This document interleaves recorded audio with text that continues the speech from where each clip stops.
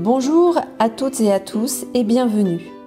Vous écoutez L'Air de Jeu, une émission publiée 2 fois par semaine qui vous propose une information ciblée sur les différents effets psychologiques du confinement.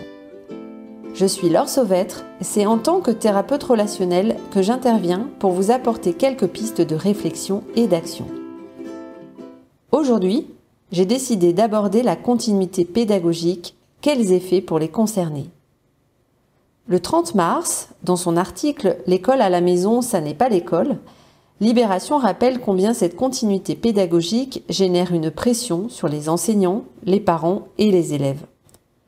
Le 7 avril, c'est Le Monde qui publie sur son site « École à la maison, qui sont les 800 000 élèves perdus ?»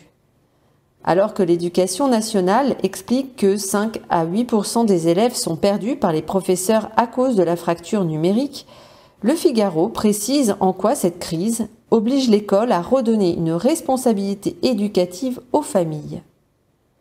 Dès lors, entre abandon, pression, désœuvrement, culpabilité ou surinvestissement, comment, dans ce contexte inédit, prendre sa juste responsabilité, celle d'enseignants, celle de parents, celle d'élèves? Le confinement modifie en fait les relations, les rôles et les places dans la triangulation parents, élèves, enseignants. Alors que les parents se retrouvent missionnés d'une charge que l'enseignant exerçait alors en classe, l'enseignant, lui, se retrouve comme dépossédé d'une partie de sa mission face aux élèves. Cependant, enseigner reste un métier qui exige des compétences auxquelles les parents ne sont pas formés. Alors, que faire? Quels sont les moyens que chacun possède pour remplir son rôle?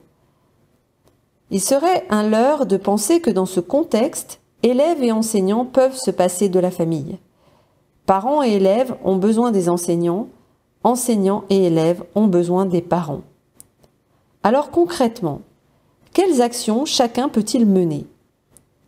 Pour vous, parents, parce que votre présence est essentielle, et ce, même si votre enfant ou votre ado semble autonome, planifiez sur la semaine le temps de classe. Tout comme l'enseignant, c'est vous qui posez ce cadre, plaçant ainsi votre enfant dans son rôle d'élève.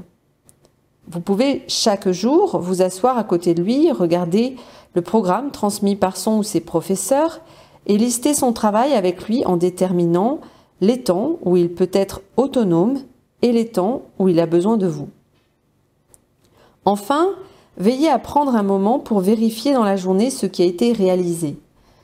Dites-vous que ce qui risque de manquer à votre enfant, même s'il ne le montre pas, c'est un regard sur son travail. Sans retour, à quoi bon? C'est l'occasion de jouer de votre présence par l'intérêt, la confiance, la transmission, le cadre, la bienveillance, la valorisation, l'aide, etc. Il y aura forcément un lien positif à tisser dans ce nouvel aspect de votre relation. Pour vous, enseignants, au-delà de votre mission éducative et instructive, vous pouvez envisager de communiquer également avec les parents, et ce, même si les élèves sont grands. Les parents peuvent devenir vos alliés plus que jamais, ils sont le tremplin pour combler ce vide. Vous avez besoin d'eux et ils ont besoin de vous dans cette continuité pédagogique.